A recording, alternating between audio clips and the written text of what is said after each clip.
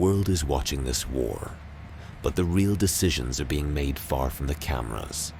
The war in Ukraine has reached a stage where explosions no longer tell the full story, and silence has become just as powerful as firepower.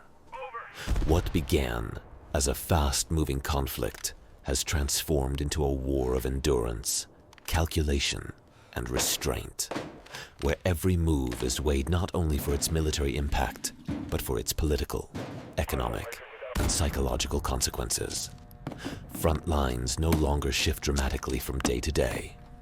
Instead, they creep, pause, and harden, reflecting a conflict that is no longer chasing a quick victory, but trying to avoid a decisive loss.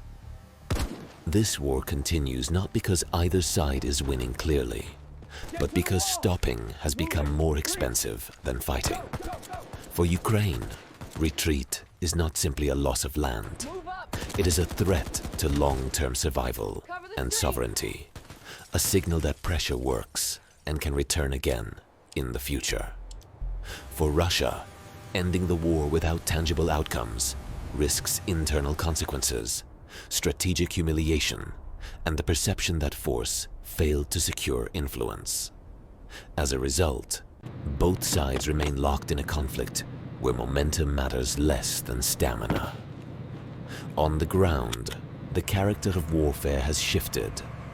Large, dramatic offensives have given way to controlled strikes, drone warfare, air defense battles, and long-range pressure on infrastructure and supply chains. Military objectives are now closely tied to morale, logistics, and economic resilience, rather than territorial expansion alone. Civilian areas remain deeply affected, not only as collateral damage, but as part of a broader strategy to strain resources, test public patience, and shape narratives. The battlefield still matters, but it is no longer the sole center of gravity. Increasingly, that center lies in decision-making rooms, budget calculations, alliance discussions, and quiet diplomatic signals that never appear in headlines. This is why the war feels both intense and stagnant at the same time, violent in moments, frozen in outcome. International involvement adds another layer of complexity.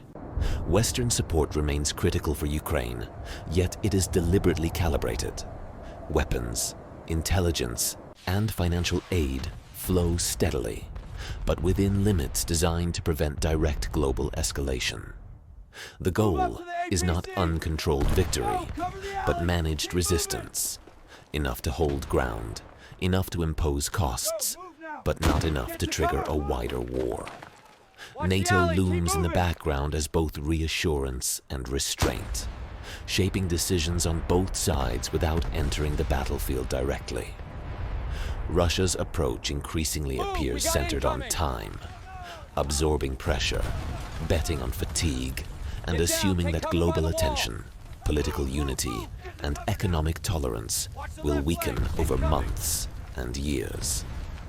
Ukraine's strategy pushes in the opposite direction, to keep the conflict visible, morally clear, and strategically costly for as long as necessary. This clash of timelines is one of the war's defining features. The human cost continues to rise quietly.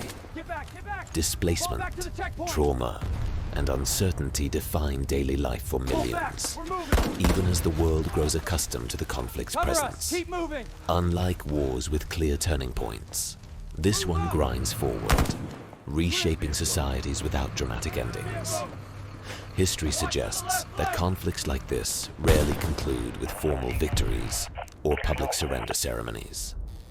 More often, they fade into uneasy pauses. Fighting slows, lines stabilize, and the world gradually accepts a new normal without ever declaring peace. This outcome may appear stable on the surface, but unresolved wars have a habit of returning when conditions change. A frozen conflict is not a solved conflict. It is merely postponed. What makes this moment particularly dangerous is not constant escalation, but controlled restraint.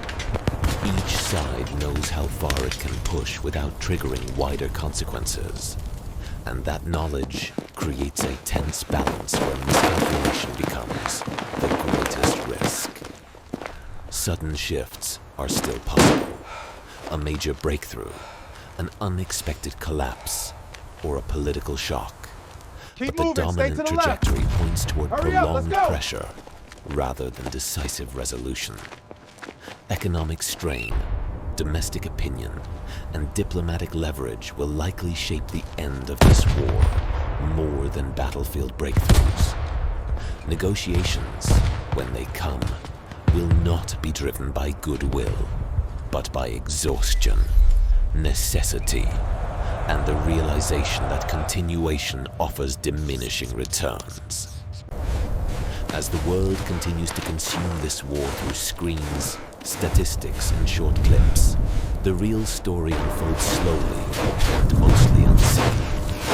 This is no longer a conflict defined by shock alone, but by patience, narrative control, and endurance. Its conclusion, when it arrives, is unlikely to feel dramatic. It may come quietly, through reduced intensity, unspoken understandings, and a gradual shift of global focus elsewhere.